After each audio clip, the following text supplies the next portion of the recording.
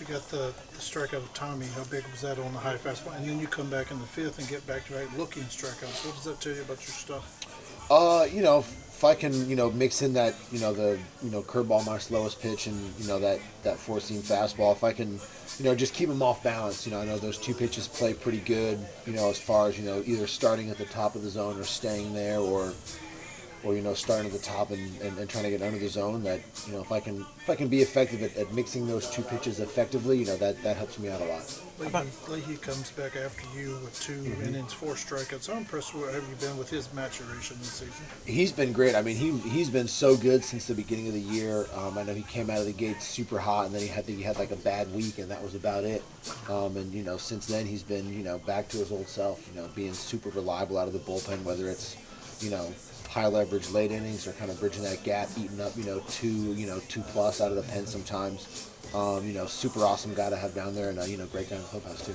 You guys dealt your three veteran relievers, and the bullpen has been really good since those guys were well dealt the way as a group. How impressive has they been? Super impressive. I made note of it early this year. Every time we had guys coming up and down, every guy that came up here was on the same page. Throwing strikes, using their off speed.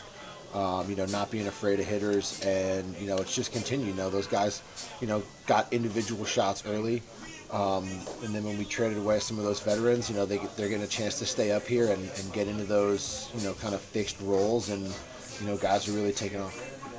Miles, what you mentioned about Kylie's flexibility, yeah, how valuable is that to the staff?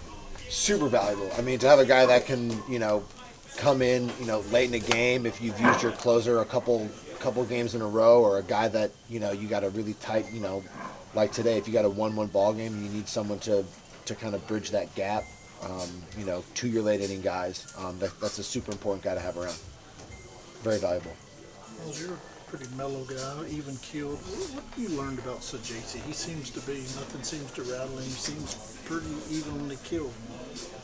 Yeah, I mean, Saggy's a hard-working, kind of hard-working, blue-collar kind of guy. No batting gloves. He's up there. He's kind of scrappy, but he's very consistent and very even keel. He's not much of a ride the roller coaster kind of guy. Good day, bad day. He's in here getting his work done. Making sure he's taking care of business, whether it's in the weight room or the training room, or getting his ground balls or fly balls.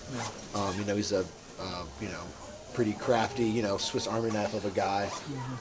Kind of reminds me of, Donnie a little bit, as far as being able to play, some different positions. You can move him around the diamond. You can even plop him in the outfield if need be. And he's a great guy. He's a great teammate too.